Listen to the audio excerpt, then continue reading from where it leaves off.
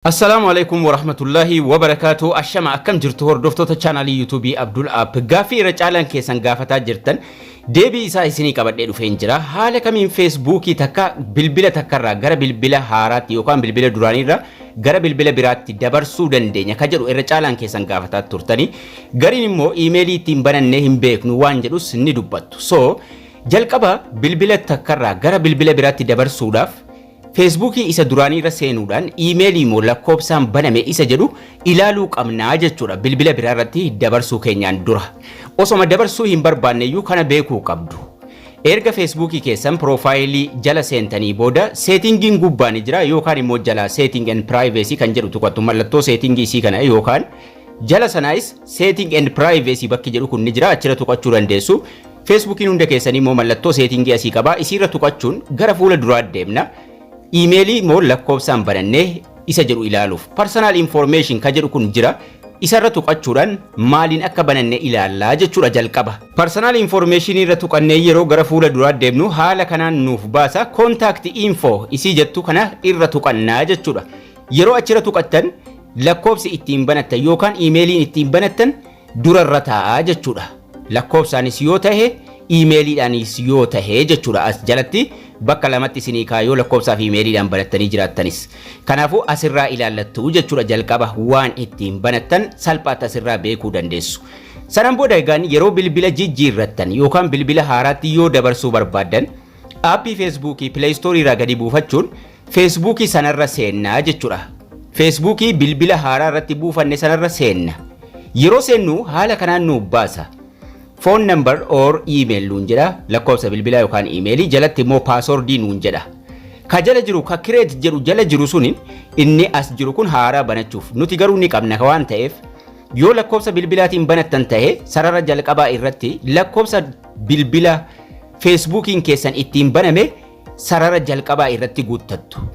Isa lammaffaa irratti immoo passwordii Facebookii keessanii. Passwordii isa yoo dagattanis rakkina takka hin qabu duraan barsiiseen jira achi jala argachuu dandeessu. Sanaan booda login isii jettu tuyxuu jechuudha. Erga lakkoofsa bilbilaatiif passwordii yookaan iimeeliif passwordii barreeffattanii login ka jettu kun jirti. Loginii yeroo isin tuqitan gara fuula duraa isin geessaa jechuudha. Yeroo isin bilbila biraa irratti dabarsitan contact sign waan jedhu waan adda addaa isin gaafata. Hundayyuu yoo barbaadan iskiippiidhumaan irra utaaltu jechuudha. Haga inni login godhee itti isin seensisutti ni eeydu. Egaa loginii xumuree yeroo gara fuula duraa isin geessu haala kanaan yoo isiniif baase iskiippi waan jedhu barbaadatu yoo feetan allow ka jedhu ka jalaa tuqxu waa tokko rakkina hin qabu. Iskiippi isin jettu kun nan barbaachisu irra utaalii waan jedhu lakkoofsa bilbilaallee ka biraa irratti hidhaachuu feetaa yoo isiniin jedhe iskiippiidhuma gubbaa jiru tuqattu waa takka rakkina hin qabu ammallee iskiippi ka jettu kun as jirti san tuquudhaan gara fuula duraa deemtu ingiliffa language filadhu isiniin jedha continuous tuqxan language barbaadan filattan rakkina takka hin qabu jechuudha. Salphaadhumatti passwordiif lakkoofsa bilbilaa ittiin banattan qofa irratti guutuudhaan salphaatti haala kanaan irra seentuu jechuudha. Namni takka lakkoofsa bilbilaa irraa hin qabu iimeelii qofa irraa qaba yoo iimeelii tahee isa jedhus salphaadhumatti akkuma isa sana isuma lakkoofsa bilbilaa barreessitanii irra seentan sanatti iimeeliidhaanis irra seenamuu ni danda'a jechuudha. Kana irra seenuudhaaf immoo dirqama passwordii keessan beekuu qabdu jalqaba waan ittiin banattanis beekuu qabdu jechuudha. Lakkoofsan ittiin baname yookaan iimeeliidhaan banamuu isaa ilaallachuu qabdu jechuudha. Kana jechuun yoo Facebookiin keessan iimeeliidhaan banamee jiraates sararuma jalqabaa irra tuquudhaan iimeelii sana itti katabdu. Iimeelii sana qubee sirriidhaan irratti katabuu qabdu jechuudha.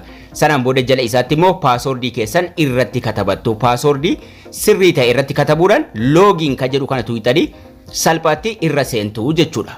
So iimeeliif passwordii isaa beekuun dirqamaa jechuudha. Salphaatti haaluma kanaan iimeelii yoo ta'e iimeeliidhaan passwordii yoo ta'e passwordii itti katabachuudhaan Facebookii keessan ka duraanii bilbila haaraa irratti yookaan yoo bilbilli isin jalaa badee bilbila biraa irratti dabarsuudha yookaan bilbila lammaffaa irratti dabarsu salphaatti passwordiif iimeelii itti guutuudhaan yookaan immoo lakkoofsa bilbilaatiif iimeelii irratti guutuudhaan itti seenuu dandeessu jechuudha.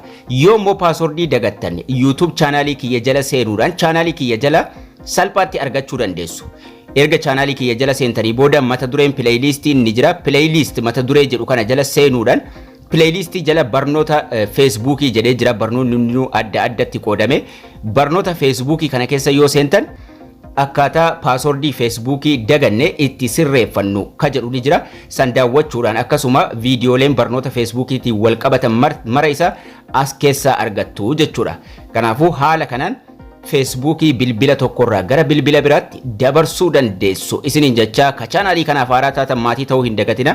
Akkasuma laayik sheerii hiriyoota keessaniif gochuu hin dagatina. Isiniin jecha barnoonni keenya har'aas kana fakkaata. Akka isin irraa barattan abdii guddaan qaba. Haga barnoota kutaa itti aanu walitti deebinutti turtii gaarii nagayaan tura.